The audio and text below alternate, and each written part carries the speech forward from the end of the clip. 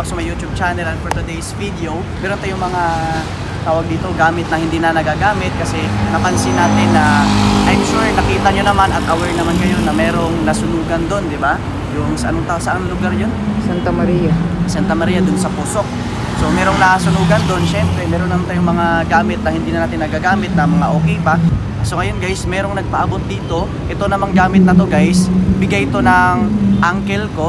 So di ko napapangalanan kung sino. So pinabigay niya kasi hindi na siya wala siyang time na makapunta doon. So ngayon, ibibigay natin. So ngayon guys, tara samahan niyo kami. Let's go.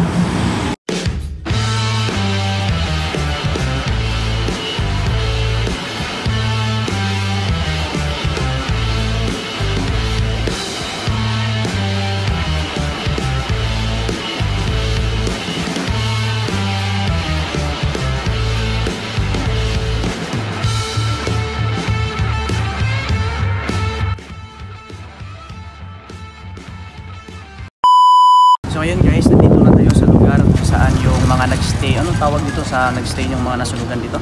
Evacuation center ata? Evacuation center. So yan, pakita mo yung party. Yan, pakita mo.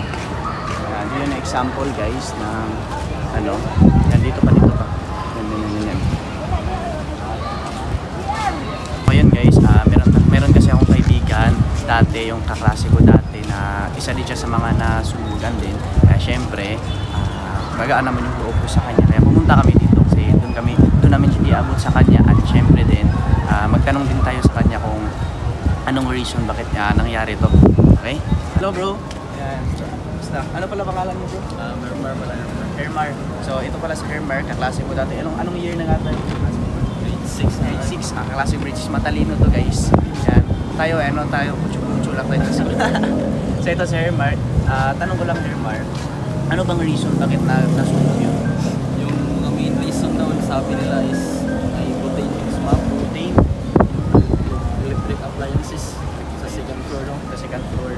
Tsaka mabilis siya kumalat kasi sa taas nagsimula yung mga Tapos like materials pa. materials, di ba? Kaya hindi natin alam yung panahon talaga, no? Hindi natin alam anong mga possibility na mangyari ba. Mas maganda ready talaga. Pero ngayon, dito kaya ngayon? Mga ilang days, weeks kayo dyan? Or hanggang sa ma-okay dun sa inyo? Hindi pa sure bro. Sabi nila na kung tatawagin daw. Ha? Tawagan lang?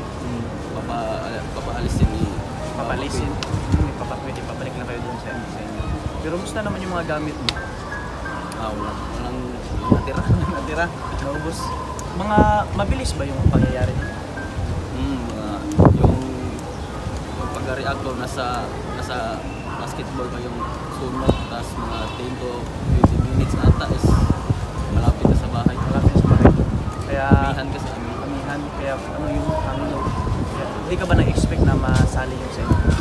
Kailangan hindi ako nagdala ng gamit kasi akala ko hindi maabot yung sunog. Naabot pa rin. Pero mga ilang daw bahay din yung mga na Almost 800 ata, 600 bahay. 800 na bahay.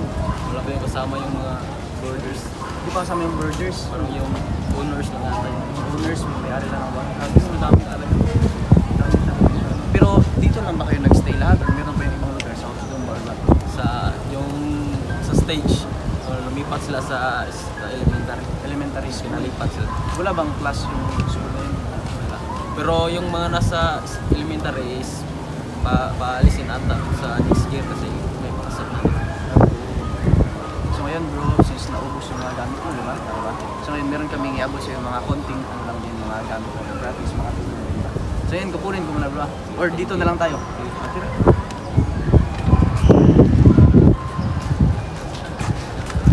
Wala kasi naman yan. Ha? Pero siya, ginagawa kasi hindi siya masyadong maganda ba?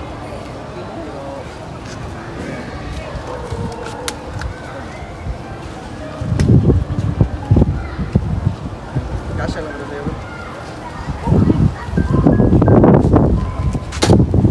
Kasya lang.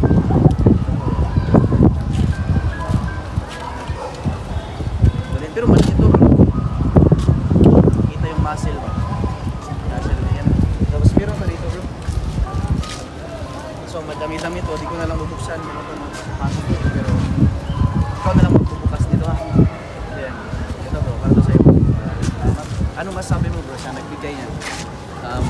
salamat sa classmate ko noon.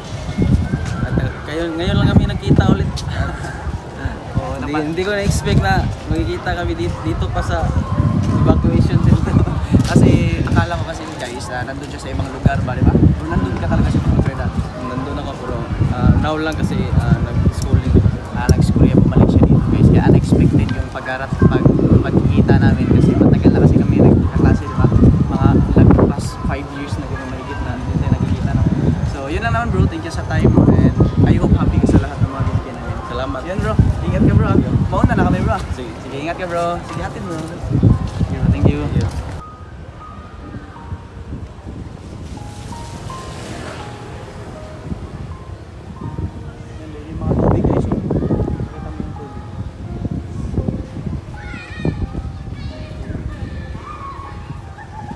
Ayan guys, naglalakad-lakad kami. Kasama ko ngayon si Sir Eric. Para aware lang kayo guys. Sir Eric, kapatid ko yan.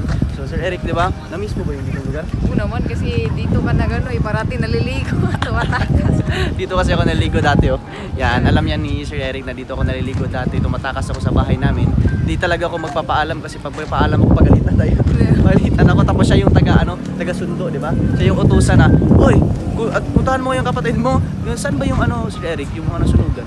Feeling ko yan, tignan mo yung doon. Yun? Oo, yun. Yan.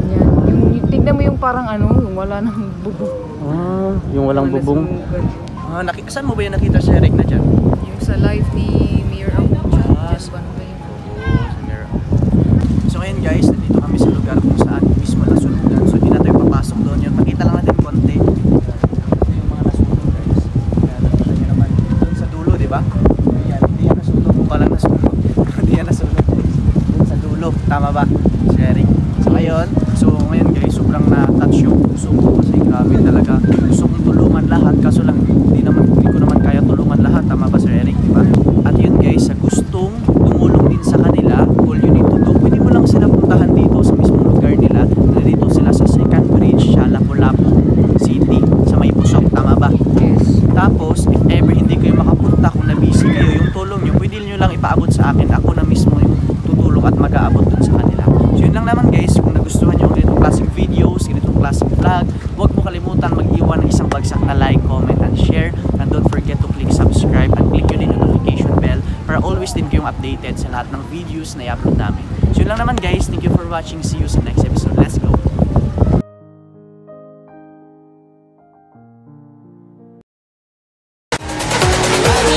Watch it,